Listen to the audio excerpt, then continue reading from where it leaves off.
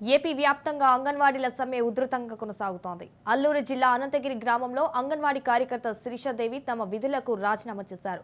అధికార YCP party వేధింపులు తాళలేక ఉద్యోగానికి రాజీనామా చేసినట్లు శిరీష తెలిపారు. తెలుగుదేశం పార్టీ తెలుగు యువత అధ్యక్షులుగా పనిచేస్తూ ఉన్నారు. ఆయన ఇబ్బంది పెట్టడం కోసం వైసీపీ నాయకులు నా భర్తను అనేక రకాలుగా వేధింపులు గురి చేశారు. అయినా నా భర్త లొంగిపోయేసరికి నేను ఒక అంగన్వాడీ కార్యకర్తను గుర్తించి నా మీద తీవ్రమైన ఒత్తిడికి గురి చేయడం జరిగింది. నా భర్తవి నాకు ఫేస్బుక్లో ఉన్న ఫోటోలు తీసి కండు వేసి టీడీపీ కండు వేసి పార్టీ కార్యకలాపాల్లో తిరుగుతున్నానని ముద్ర వేసి ఆ ఫోటోలు తీసుకెళ్లి మా సిడిపిఓకి ఇవ్వడం. సిడిపిఓ గారు మీరు యాక్షన్ తీసుకోకపోతే ఆ అమ్మాయి మీద మీ మీద నేను యాక్షన్ తీసుకుంటాననేసి ఎమ్మెల్సీ అనంతబాబు ఆవిడని కూడా బెదిరించడం జరిగింది. ఆవిడ గ్రామంలోకి వచ్చి ఎంక్వైరీ చేసుకొని ఆ అమ్మాయి కరెక్ట్గానే డ్యూటీకి వస్తుంది, అన్ని సేవలు బాగానే అందిస్తూ ఉందనేసి గ్రామస్తులకు లెటర్ ఇవ్వడం జరిగింది సిడిపిఓ గారికి.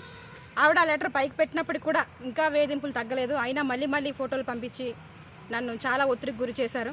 దీని ఒత్తిడి తట్టుకోలేక నా వల్ల సిడిపిఓ గారు కానీ సూపర్వైజర్స్ కానీ నా తోటి కార్యకర్తలు కానీ ఇబ్బంది పడకూడదు అనే ఒక ఉద్దేశంతో నేను నా యొక్క ఉద్యోగానికి డిసెంబర్ 2023 రాజీనామా చేయడం జరిగింది. నేను నా భర్తతో పాటు నా భర్త ఇప్పుడు ప్రస్తుతం టీడీపీ పార్టీకి సేవలు అందిస్తూ ఉన్నారు. నేను కూడా నా భర్తతో పాటు పార్టీ కార్యక్రమాల్లో పాల్గొంటున్నాను. పార్టీకి సేవ చేయాలనే ఉద్దేశంతో నేను నా భర్తతో పాటు తిరుగుతూ ఉన్నాను పార్టీలో.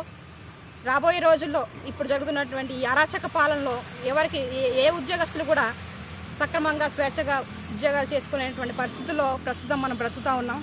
ఈ జగన్ పరిపాలన అనేది రాచరిక పరిపాలన, బ్రిటిష్ పరిపాలన తలంచేలాగా ఉంది. ఇలాంటి అక్రమ పాలనని పోవాలని, స్వేచ్ఛగా ప్రజలందరూ జీవించాలని. నా పేరు మిరియాల శిరీషాదేవి అండి. మాది